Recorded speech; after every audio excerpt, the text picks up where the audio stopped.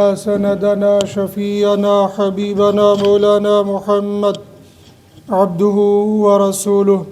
قال الله تبارك وتعالى في كلامه المبارك بعد أعوذ بالله من الشيطان الرجيم. بسم الله الرحمن الرحيم.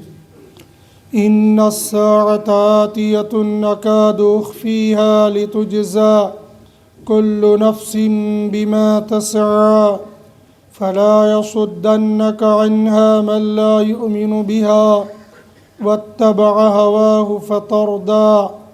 وما تلك بيمينك يا موسى قال هي عصاي أتوكأ عليها وأهش بها على غنمي ولي فيها مآرب أخرى. سبحان ربك رب العزة عما يصفون وسلام على المرسلين والحمد لله رب العالمين.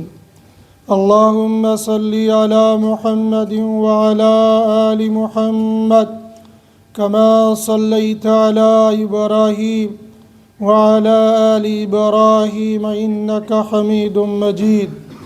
اللهم بارك على محمد وعلى آل محمد كما باركت على إبراهيم وعلى آل إبراهيم إنك حميد مجيد. يا رب صل وسلم دائما أبدا على حبيبك خير الخلق كلهم. يا رب صل وسلم دائما أبدا على حبيبك خير الخلق كلهم. يا رب صل وسلم دائما أبدا على حبيبك خير الخلق كلهم. بھائیو، بزرگوں، دوستو، میرے ہم سفر نوجوان ساتھیوں، گزشتہ جمعہ کو ہم نے حضرت موسیٰ علیہ السلام کو نبوت ملنے والے سفر سے آغاز کیا تھا. جب حضرت موسیٰ علیہ السلام کوہ طور پر پہنچے تھے تو من جانب اللہ یہ آواز آئی تھی، وَأَنَا اخْتَرْتُكَ، ہم نے آپ کا انتخاب کر لیا ہے، ہم نے آپ کو نبوت کے کام کے لیے چن لیا ہے، لہذا فَاسْتَمِعْ لِمَا يُوحَىٰ، اب جو کچھ ہم آپ کے پاس وحی کریں گے، جو پیغام آپ کے پاس آئے گا، اس کو آپ غور سے سن لو. اور اس میں بنیادی چیز تھی انا اللہ لا الہ الا انا. پہلی بات، میرے سوا کوئی معبود نہیں، میں ہی خالق اور مالک ہوں. حالانکہ حضرت موسیٰ علیہ السلام کو دکھائی کچھ نہیں دیا تھا، صرف سنائی دیا تھا. لیکن اسی سننے پر جب موسیٰ علیہ السلام نے سوال کیا تھا، رب نے اس کا جواب دیا، میں تمہارا خالق اور مالک ہوں، لہٰذا میرے سوا کسی دوسرے کو معبود مت بنانا. انبیاء علیہم السلام سے گناہ صغیرہ بھی نہیں ہوئے تو شرک تو گناہ کبیرہ میں سے اعظم گناہ ہے. لیکن نبی کو سب سے پہلے اللہ نے یہ دعوت دے کر تمام انسانوں کو یہ بتا دیا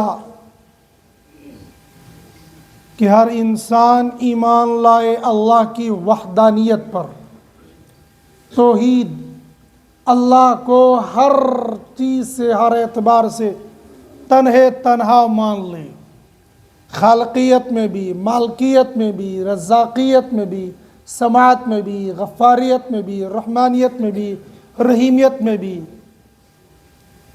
ہر کام کرنے والا تنہا اللہ ہے اور ہر کام کو انجام دینے کی پوری پوری طاقت بھی ہے، پورا پورا علم بھی ہے۔ لا الہ الا انا فاعبدنی۔ دوسرا کام ہے تم عبادت کر لو، اور عبادت میں ام العبادت نماز ہے، لہذا اقیم الصلاۃ لذکری، نماز قائم کرو میری یاد کے ساتھ، اور یا نماز قائم کرو اگر تم بھول جاؤ یا غفلت ہو جائے اور بعد میں یاد آ جائے پھر نماز کو پڑھ لو۔ اس سلسلے میں قدر تفصیل کے ساتھ گزشتہ جمعہ کو یہ بات ہم نے سنی تھی اور سنانے کی کوشش کی تھی کہ نماز دو طریقے سے رہ جاتی ہے، ایک جان بوجھ کر، ایک انجانے میں۔ دونوں صورتوں میں اللہ نے بعد میں قضا کرنے کا سبب، ذریعہ اور اجازت دی ہے۔ الحمدللہ دو چار ساتھیوں نے بعد میں پوچھ لیا تھا کہ قضائے عمری کی جو ترتیب بتائی گئی ہے کیسے ادا کیا جائے گا۔ معلوم یہ ہو جاتا ہے کہ اگر سارے لوگ نہ صحیح، کچھ نہ کچھ لوگ تو بات پر عمل کر بھی لیتے ہیں، ورنہ کبھی کبھی ذہن میں آ جاتا ہے خالی ان بیانوں سے، جلسوں سے، وعظ و تقریر سے بظاہر فائدہ کچھ نہیں دکھتا ہے، لیکن کبھی کبھار سامعین میں سے جب کوئی بات پوچھ لیتا ہے معلوم یہ ہوتا ہے عمل کرنے کی بھی نیت ہے۔ اور نماز ایک ایسی عبادت ہے، ایک ایسا اللہ کا امر ہے، ہر حال میں اس کو پڑھنا ہی پڑھنا ہے، اس کے چھٹکارے کی کوئی صورت نہیں، الا یہ کہ انسان مرفوع القلم ہو جائے، دیوانہ ہو جائے، پاگل ہو جائے، یا ایسا بے ہوش ہو جائے کہ اس کو دنیا و مافیہ کی کوئی خبر ہی نہ رہی، جس کو ہم قوما کہتے، قوم میں چلا گیا۔ ورنہ جب تک جس حال میں ہے، بیمار ہے، سفر میں ہے، حضر میں ہے، کمزور ہے، ٹانگ میں فریکچر ہے، کمر میں درد ہے، جو مرضی وہ ہو، نماز پڑھنی ہی پڑھنی ہے۔ اور شریعت نے بھی اس میں ڈھیل دے دی، کھڑے نہیں ہو سکتے تو بیٹھ کے پڑھ لو، بیٹھ کے نہیں پڑھ سکتے لیٹ کے پڑھ لو، لیٹ کے بھی نہیں پڑھ سکتے اشارے سے پڑھ لو، پڑھنی ہر حال میں ہے۔ ہاں البتہ یہ کہ ہمارے یہاں گھر گھر میں جو مفتیان کرام پیدا ہو گئے ہیں اور نماز میں بے تکے فتوے دیتے ہیں، ان فتووں سے باز بھی آنا چاہیے، اور جو معذور اپنے آپ کو کہتے ہیں ان کو بھی کسی مفتی سے فتویٰ پوچھنا چاہیے۔ ڈاکٹر کوئی مفتی نہیں ہے، ڈاکٹر حکیم ہے۔ ڈاکٹر صرف آپ کو بیماری بتائے گا، شریعت کا حکم جو یہ لوگ بتاتے ہیں نا، بس اللہ ان کو معاف کر دے اور پوچھنے والوں کو بھی معاف کر دے۔ ہرگز کسی جاہل سے مسئلہ نہیں پوچھنا چاہیے۔ جاہل مین وہ ہے جس نے قرآن حدیث نہیں پڑھی ہوگی اور سمجھنے کے لیے موٹا موٹا جو درس نظامی کے اندر نہ گیا ہو، مدرسے کے اندر کوئی وقت نہ گزارا ہو۔ ہمارے ایک ڈاکٹر صاحب کہا کرتے تھے کہ مطالعے کے مولوی سے کبھی مسئلہ نہیں پوچھنا چاہیے اور ہتھگڑو ڈاکٹر سے کبھی دوائی نہیں لینی چاہیے۔ وہ یہ کہتے دوائی بیچنے والے کو کہتے تھے ہتھگڑو، کہ 10-20 سال ہو جائے، تجربہ ہو گیا ہے دوائی دیتے ہوئے، آج وہ بھی ڈاکٹر بن جاتے ہیں، اور 2 کتابوں کا مطالعہ کر لیتے وہ بھی مفتی ہو جاتے ہیں۔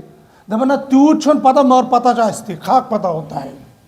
امت کا بیڑا غرق کر دیا لوگوں نے، نمازیں ضائع کر رہے ہیں یہ ڈاکٹر لوگ، نمازیں ضائع کر رہے ہیں یہ من گھڑت مفتی، اور بن رہے دین کے ٹھیکیدار اور دین کے ذمہ دار۔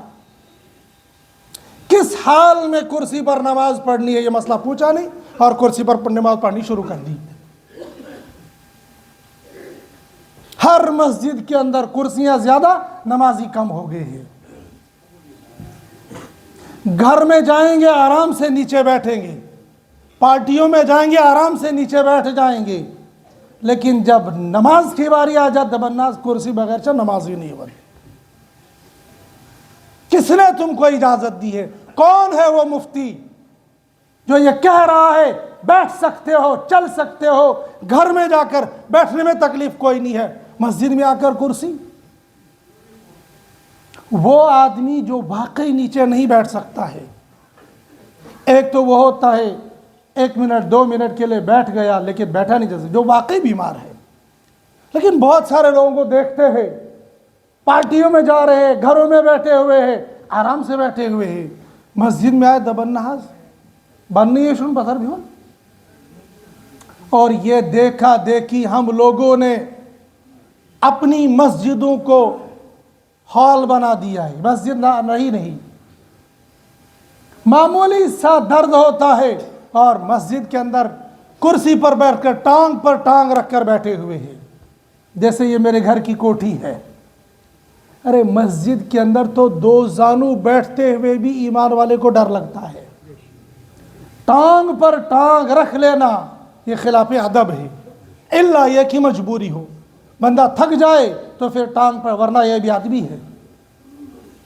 باپ کے سامنے مہذب بیٹا ٹانگ پر ٹانگ نہیں رکھتا ہے، استاذ کے سامنے باادب شاگرد ٹانگ پر ٹانگ نہیں رکھتا ہے، باادب مرید پیر کے سامنے ٹانگ پر ٹانگ نہیں رکھتا ہے، پر مسجد میں آ کر ٹانگ پر ٹانگ رکھ کر بیٹھا ہوتا ہے۔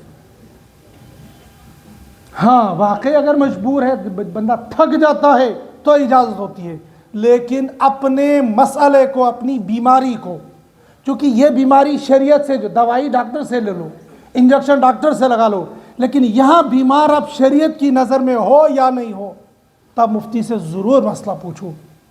ورنہ بہت سارے لوگ ہیں جو کرسی پر نماز پڑھتے ہیں، ان کی نماز ہوتی نہیں ہے اور نماز پڑھ کر گھر چلے جاتے ہیں۔ جو بندہ بیٹھ کر نماز پڑھ سکتا ہے اس کی نماز کرسی پر نہیں ہوتی ہے۔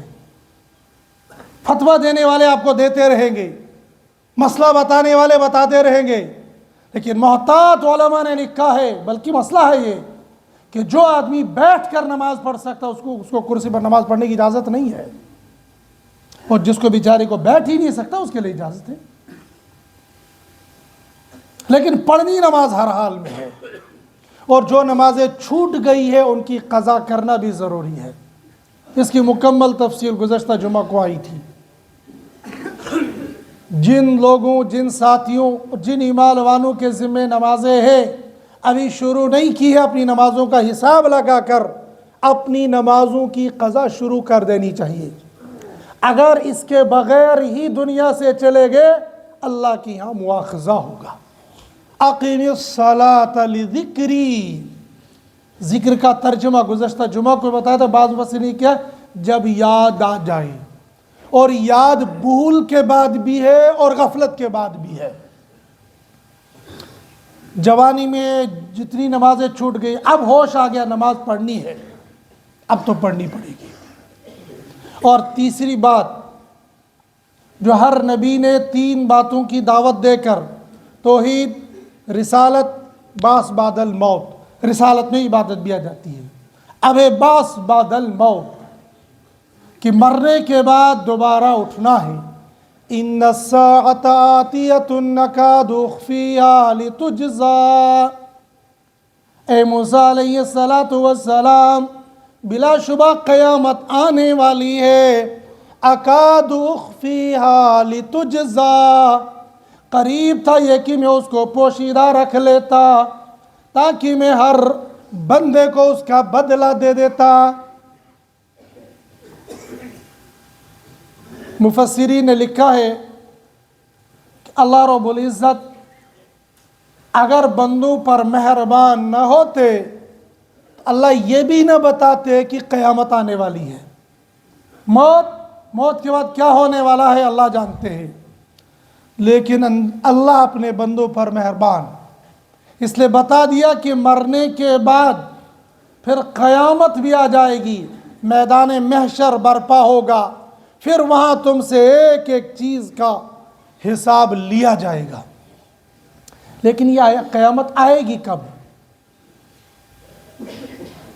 صاحب مظہری نے لکھا ہے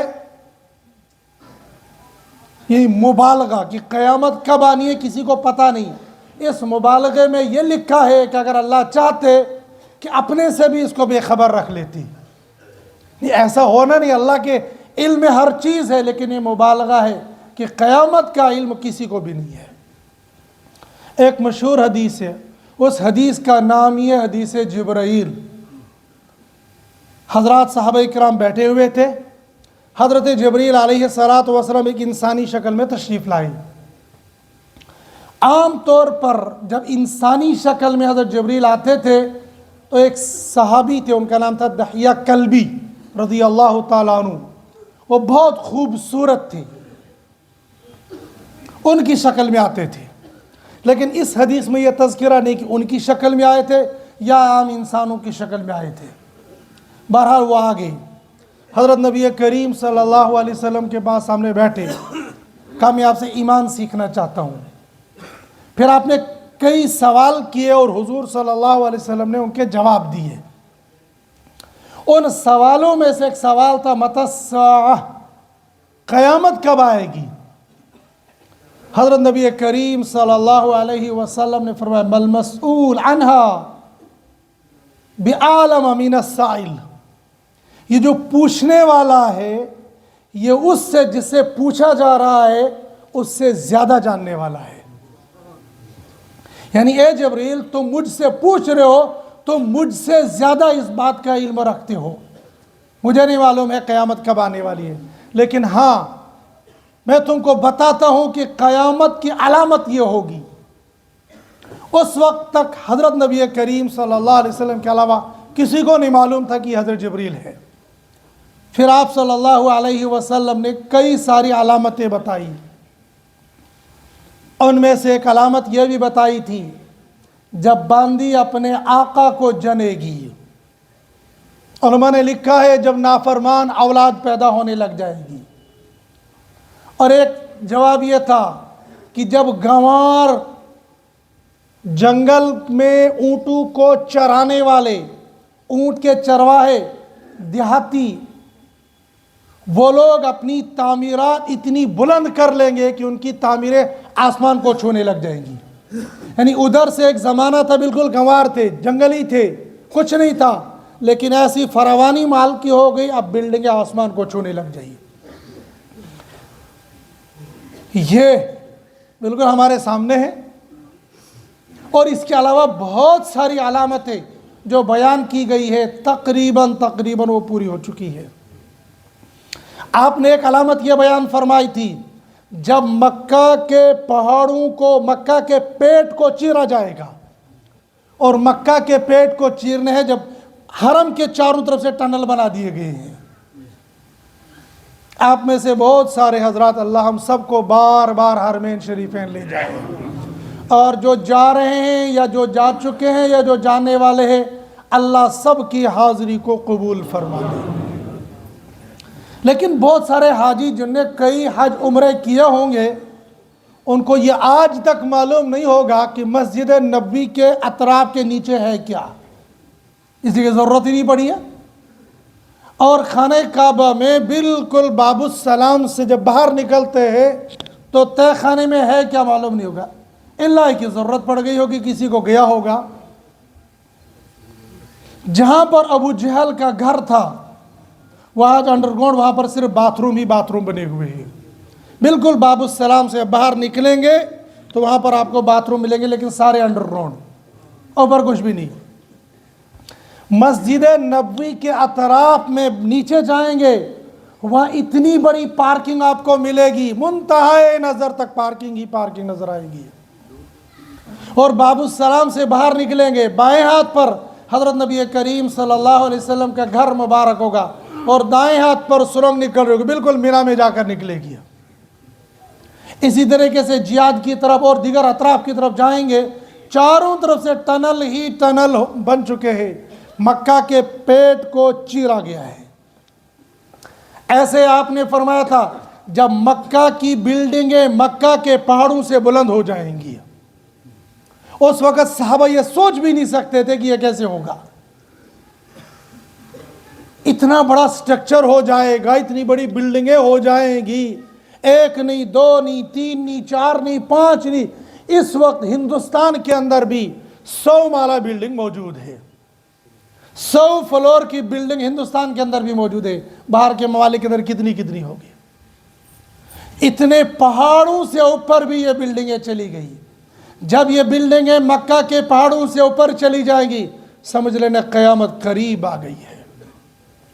جب لوگ کپڑے پہن کر ننگے پھر رہے ہوں گے، سمجھ لینا قیامت قریب آ گئی ہے۔ جب لوگ مسجدوں کے اندر آواز بلند کرنے لگ جائیں گے، سمجھ لینا قیامت قریب آ گئی ہے۔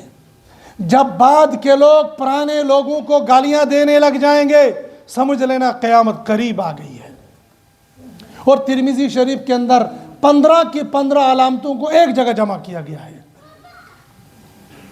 اور آخر پر یہ فرمایا جب فتنے تسبیح کے دانوں کی طرح جب دھاگا کٹ جاتا ہے اور تسبیح کے دانے ٹپ ٹپ کر کے نیچے آ جاتے ہیں، جب فتنے اتنے تیزی کے ساتھ آ جائیں گے، سمجھ رہے قیامت قریب آ گئی ہے۔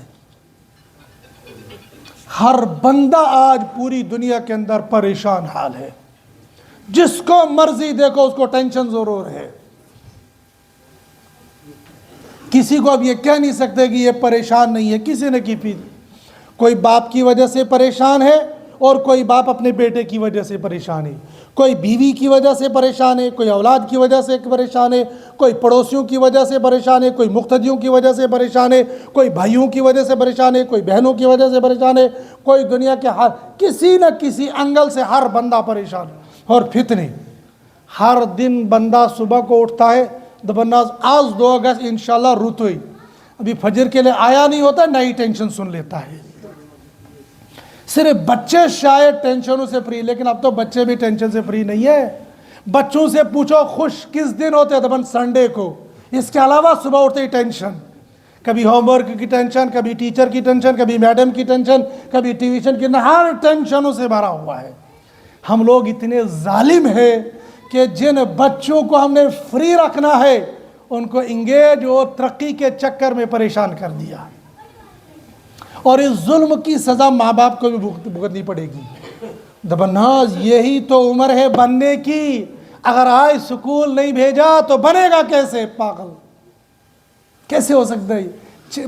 پرانا دور تھا، شان ورین بروٹ ہے اسنا بچس داخلی نہ کرن، سکول میں بھیجتے تھے، دبنا 6 سال کا ہو جائے گا تب داخل کرے گے ورنہ نہیں۔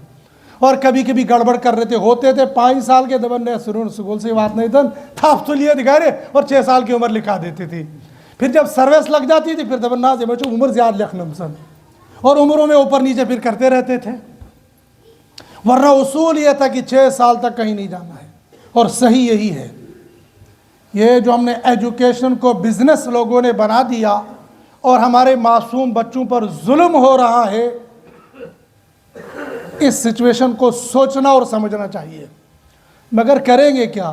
سارا نظام ہم لوگوں نے جب لوگوں کے باطل کے ہاتھ میں دیا ہے، ہمارا کیا کام ہے؟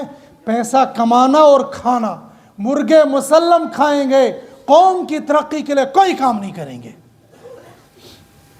اور اگر کریں گے بھی تو ہم بھی وہی کسائی بن جائیں گے۔ جس شکل میں دیکھو گے مسلمان بھی اگر کوئی ترقی کے راستے پر گئے ہے، صرف کاٹنے کے لیے، پیسہ بٹورنے کے لیے، قوم کے لیے کچھ نہیں ہے۔ قوم کے لیے کچھ کرو مالدارو، اگر اللہ نے تم کو دیا ہے قوم کے لیے کچھ کرو۔ ہم پر الزام لگاتے ہو مدرسہ، تم نے کون سا سکول بنایا؟ تم نے کون سا ہسپتال بنایا؟ تم نے کون سی لیب بنا لی؟ تم نے کون سے ٹیسٹ مسلمانوں کے لیے یا انسانیت کے لیے فری کیے؟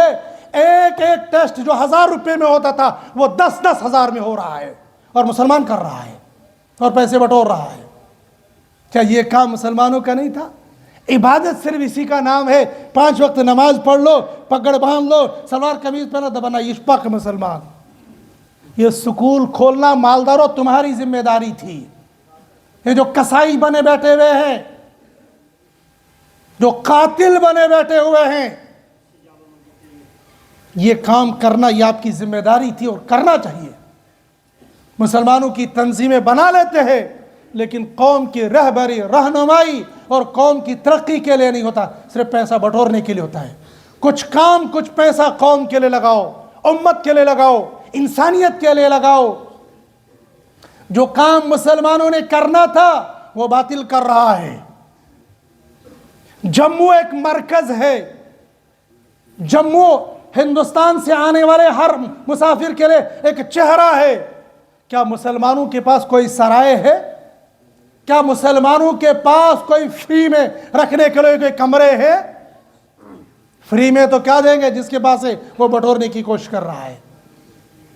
کیا یہاں پر کوئی سرائے نہیں ہونی چاہیے تھی؟ کیا ہسپتال کے پاس میں کوئی سرائے نہیں ہونی چاہیے تھی؟ کیا بیماروں کی تیمارداری کے لیے کھانے کا انتظام نہیں ہونا چاہیے تھا؟ غیر اپنا راشن لے کر جا رہا ہے، کھلا رہا ہے، پلا رہا ہے، وہ لنگر لگا رہا ہے، لیکن مسلمان کے لیے یہ کوئی جیسے کار خیر ہے ہی نہیں ہے۔ سیرت پڑھتے تو معلوم ہو جاتا حضرت نبی کریم صلی اللہ علیہ وسلم اس بات کے خواہاں تھے۔ اور اگر ہمارے یہ کچھ نوجوان بیچارے کچھ کرنا چاہتے ہیں تو ان کی ٹانگیں کھینچنے کے لیے کھڑے ہو جاتے ہیں۔ کھا لیا، بٹور لیا، کر لیا۔ ضرورت ہے اس جگہ پر بھی کوئی سرائے ہو، کوئی مہمان خانہ ہو، بیماروں کی تیمارداری کے لیے کھانے کا انتظام ہو۔ جو ہسپتال میں گیا بس وہ بیچارہ الحمدللہ پڑھ کے اپنی مال کو واپس آ جاتا ہے۔ ایک ایک بیمار کے پاس کتنے لوگ جاتے ہیں، کچھ دے کر آتا، کچھ سن کر آتا، کچھ اس کو تسلی دے کر آتا۔ ہم لوگ یہ کام نہیں کرتے ہیں۔ ہمارا پیسہ، ہمارا مال ضائع ہو رہا ہے بلڈنگوں پر، کھانے پینے پر، عیش پر، آرام پر، قوم پر نہیں۔ حضور صلی اللہ علیہ وسلم نے فرمایا جب یہ غریب لوگ، جنگل اور دیہات کے رہنے والے بڑی بڑی بلڈنگیں بنا لیں گے، سمجھ لینا قیامت قریب آ گئی ہے۔ یہ نوجوان جب اپنے دوست کو قریب کرے گا اور اپنے باپ کو دور رکھے گا، سمجھو قیامت قریب آ گئی ہے۔ کیا ایسا نہیں ہو رہا ہے؟ ہمارا نوجوان اپنے فرینڈ کے لیے اعلیٰ انتظام کرتا ہے۔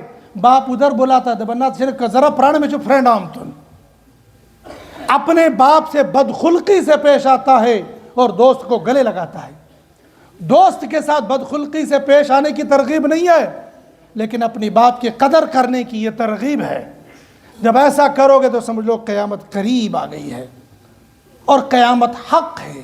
ان الساعۃ آتیۃ نکاد اخفیہا لتجزا، کب آئے گی قیامت کسی کو بھی معلوم نہیں ہوگا۔ قیامت تو دور ہے، ابھی میری اور آپ کی موت جو آنے والی ہے سر پہ کھڑی ہے، کب آئے گی نہیں معلوم ہے۔ امام مالک رحمۃ اللہ علیہ مدینہ منورہ کے اندر پیدا ہوئے، وہیں پر پلے، وہیں پر بڑھے اور وہیں پر ساری زندگی گزاری۔ ساری زندگی میں ایک حج کے علاوہ دوسرا حج نہیں کیا، اور مدینہ منورہ کا ادب اور احترام دل کے اندر اتنا تھا کہ جب قضاء حاجت کی کا تقاضا ہوتا تو حدود حرم سے باہر نکل جاتے تھے۔ حضرت نبی کریم صلی اللہ علیہ وسلم کی زیارت ہوگی خواب میں، یا رسول اللہ صلی اللہ علیہ وسلم میں مدینہ منورہ میں مرنا چاہتا ہوں، آپ مجھے بتائیے کہ میری موت کب آئے گی۔ حضرت نبی کریم صلی اللہ علیہ وسلم نے ہاتھ کھڑا کیا، بس آنکھ کھل گئی۔ امام مالک رحمۃ اللہ علیہ اتنا بڑا عالم ہے، اتنا بڑا محدث ہے، اتنا بڑا فقیہ ہے۔ امام مالک رحمۃ اللہ علیہ کی روایات وہ ہے کہ جو ثلاثیات ہیں، یہ آپ کو سمجھ میں نہیں آئیں گی، ایسے سمجھے امام مالک اور حضرت نبی کریم صلی اللہ علیہ وسلم کے درمیان میں حدیثوں میں صرف 3 بندے تھے، ان کو کہتے ہیں ثلاثیات۔ اتنا بڑا عالم اور مدینہ منورہ کا رہنے والا، سمجھ میں نہیں آئی یہ 5 کیا ہے۔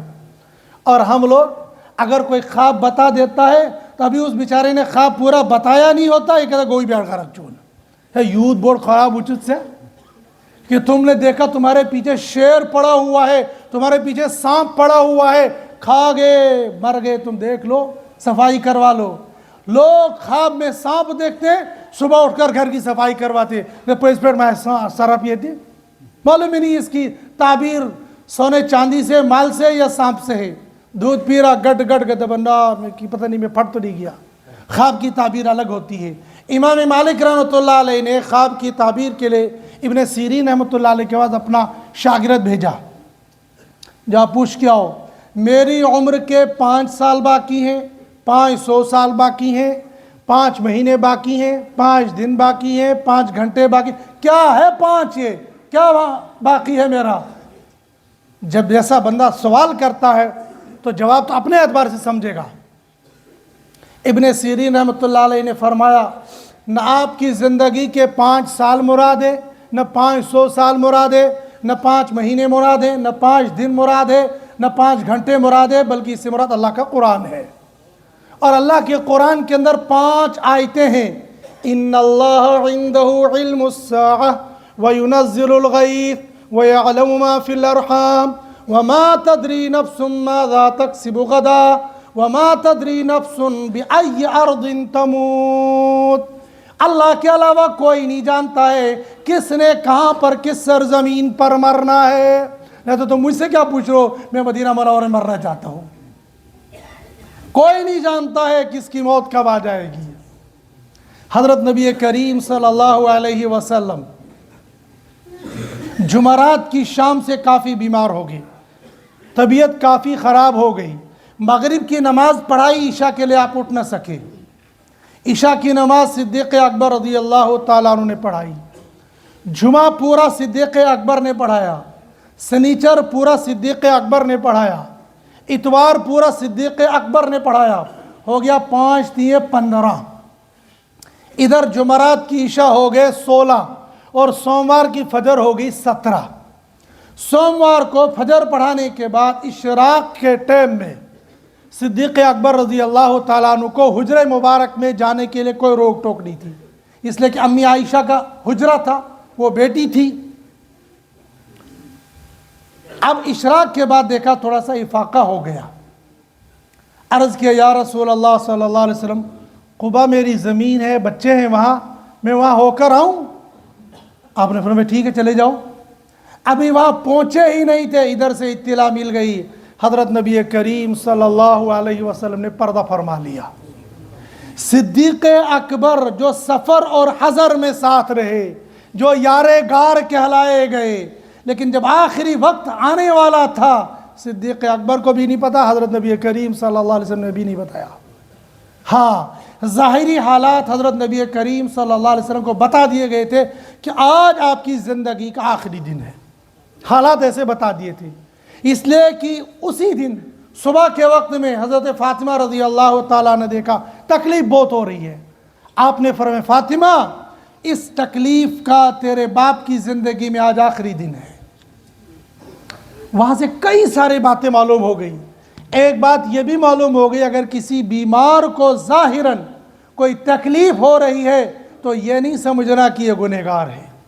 امی عائشہ رضی اللہ تعالیٰ خود فرماتی ہیں کہ جب حضرت نبی کریم صلی اللہ علیہ وسلم اس دنیا سے پردہ فرما رہے تھے تو آپ کا سر مبارک میری گود میں تھا، اور آپ صلی اللہ علیہ وسلم کی پیشانی مبارک پر پسینہ آ رہا تھا، بار بار پسینہ کو صاف کیا جا رہا تھا۔ امی عائشہ فرماتی ہے میں اس وقت تک یہ سمجھتی تھی کہ موت کے وقت میں پسینہ آ جانا، تکلیف ظاہر میں ہو جانا یہ گنہگاری کی علامت ہے، لیکن اس وقت مجھے معلوم ہو گیا کہ تکلیف، موت کی تکلیف بڑی کٹھن ہے۔ اس لیے اگر ہم کسی کو بیماری میں دیکھتے ہیں ہم لوگ پھٹ سے فیصلہ کر رہے تھے اگر کوئی سخت بیماری کے اندر ہے تو ہرگز یہ فیصلہ نہیں کرنا چاہیے، بلکہ مفتی شفیع صاحب نور اللہ مرقدوں نے معارف القرآن کے اندر لکھا ہے کہ ایمان والے کی اتنی سی تکلیف کے بدلے میں بھی اللہ پاک اجر دیتے ہیں، یا تو نیکی دیتے ہیں یا گناہ معاف کر دیتے ہیں۔ تو اگر کوئی بیماری کے اندر رہ گیا ہے تو اس کا یہ مطلب نہیں ہے اس کو گناہوں کی سزا مل رہی ہے۔ ہو سکتا ہے بیماری اللہ پاک نے جو اس نے بیماری کے اندر توبہ کر لی ہوگی۔ ہم لوگ بیماری کے اعتبار سے غلطی کر جاتے ہیں۔ اگر کسی کو بڑی مہلک بیماری لگ جاتی ہے ہم بیمار سے بیماری کو چھپاتے ہیں۔ مثال کسی کو کینسر ہو گیا، ہم اس کو چھپاتے ہیں، نہیں چھپانا چاہیے۔ آہستہ آہستہ آہستہ موقع محل کے اعتبار سے اس کو بتا دیتے ہیں کڈنی ختم، سسٹم اندر سے ختم ہو چکا ہے، اب ظاہراً بچنے کے چانس نہیں، اس کو بتا دینا چاہیے۔ کیوں؟ جب یہ صورتحال ہوگی تو بیمار کو یہ یقین ہو جائے گا اب تو میرا بچنا یقینی نہیں ہے ظاہراً میڈیکل کے اعتبار سے، لہذا وہ بندہ توبہ کرے گا، رجوع اللہ کرے گا، اللہ سے معافی مانگے گا، اللہ معاف کر دیں گے۔ اور اگر بیمار نے معافی مانگ لی اور اللہ نے معاف کر دیا، ہم کون ہوتے ہیں یہ فیصلہ کرنے والے؟ اس کو یہ گناہوں کی سزا مل رہی ہے۔ اللہ اللہ ہے، ہو سکتا ہے اس نے حقوق اللہ سارے معاف کر دیے ہوں گے۔ لہذا کسی کی بیماری، کسی کی پریشانی کو دیکھ کر نہ مسلمان خوش ہوتا ہے اور نہ خوش ہونا چاہیے، بلکہ دعا کرنی چاہیے اس کے لیے بھی۔ حضرت نبی کریم صلی اللہ علیہ وسلم کو بھی اس کا علم نہیں، صدیق اکبر رضی اللہ تعالیٰ عنہ کو بھی اس کا علم نہیں ہے، اور امام مالک رحمۃ اللہ علیہ کو بھی اس کا علم نہیں۔ جب اتنے بڑے لوگوں کو اپنی موت کا علم نہیں ہے، مجھے اور آپ کو کیا خبر ہے میری زندگی کی شام کب ہونے والی ہے؟ یہ آئے دن جو موتیں، جو حادثات، جو واقعات ہم سنتے ہیں، پڑھتے ہیں، دیکھتے ہیں، یہ مجھے اور آپ کو جھنجھوڑنے کے لیے ہے کہ ان قریب تمہارا حال بھی ایسا ہونے والا ہے۔ اور پھر میدان محشر برپا ہوگا، سب کو بلایا جائے گا، اکاد اخفیہا لتجزا کل نفس بما تسعی، جو کچھ کیا ہوگا ہر ایک کیے کا بدلہ تم کو دیا جائے گا، چاہے زبان سے کیا ہوگا، چاہے آنکھ سے کیا ہوگا، چاہے کان سے کیا ہوگا، چاہے دل سے کیا ہوگا، جس عضو سے جو کچھ کیا ہوگا اللہ کے سامنے سارا کا سارا موجود ہو جائے گا۔ ہو سکتا ہے بعض گناہ ہم سے وہ ہو گئے ہوں گے جن کا ہمیں علم بھی نہیں ہوگا، ہم نے اس کو گناہ سمجھا بھی نہیں ہوگا۔ مثال، چل رہے تھے، ریڑی والا ہمارا دوست تھا، ہم نے 2 مونگ پھلی اٹھائی، کھا لی، بظاہر تو کچھ بھی نہیں ہوا، بظاہر کوئی نقصان نہیں ہوا، اس کو بہت بڑا کوئی لاس بھی نہیں ہو گیا، لیکن اس نے دیکھا میری 2 مونگ پھلی اٹھا لی۔ اگر ہم میں سے سارے 2 مونگ پھلی اٹھا کر چلے جائیں گے، شام کو بیچارہ خالی ریڑی لے کر جائے گا، پیسہ لے کر نہیں جائے گا وہ۔ تو یہ 2 مونگ پھلی اٹھانا بھی اللہ کی نظر میں جرم ہے۔ جا رہا تھا جانے والا، کہتا او لنگڑے، تو نے وہ ٹھوکر مار دی، وہ لنگڑا تھا نہیں، اس کو لنگڑا کہہ دیا۔ اور اگر واقعی وہ لنگڑا تھا، لنگڑے کو بھی لنگڑا کہنا یہ گناہ کبیرہ میں داخل ہے۔ اندھے کو اندھا کہنا یہ بھی گناہ کبیرہ کے اندر داخل ہے۔ موٹے کو موٹا کہنا یہ بھی گناہ کبیرہ، تنزن اگر ایسا کہہ دیا تو گناہ کبیرہ میں داخل ہوگا۔ جب تک نہ اس بندے سے معافی مانگے گا، معاف نہیں ہوگا۔ تو کبھی کبھی ہم سے ایسے گناہ ہو جاتے جن کا خیال بھی نہیں ہوتا، تصور بھی نہیں ہوتا ہے۔ لہٰذا ملنے جلنے والوں سے چلتے پھرتے اٹھتے بیٹھے باتوں میں معافی مانگ لینی چاہیے، حقوق العباد کے سلسلے میں۔ اور حقوق اللہ کے لیے اللہ کے سامنے روزانہ کم سے کم 2 رکعت نماز صلاۃ التوبہ پڑھ کے اللہ سے معافی مانگنی چاہیے۔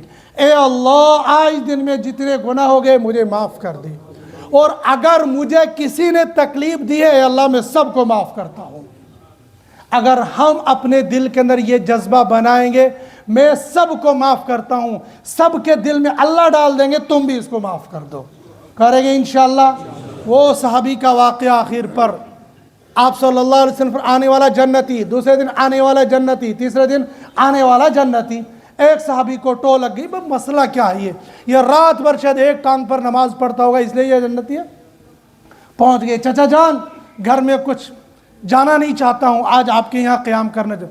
دن کی نا عبادت تو دیکھتے تھے نا، رات کو دیکھا عشاء پڑھ کے سو گئے، صبح کو تہجد کے لیے اٹھے، فجر کے لیے، دوسرے دن پھر، تیسرے دن پھر کہنے گئے چچا جان اصل میں مجھے کچھ مسئلہ نہیں تھا، مسئلہ یہ تھا کہ 3 دن لگاتار یہ سن لیا یہ جنتی یہ جنتی یہ، اور وہ آپ تھے، میں یہ دیکھنا چاہتا تھا کہ آپ ایسا کون سا عمل کرتے ہیں جس کی وجہ سے آپ جنتی ہے۔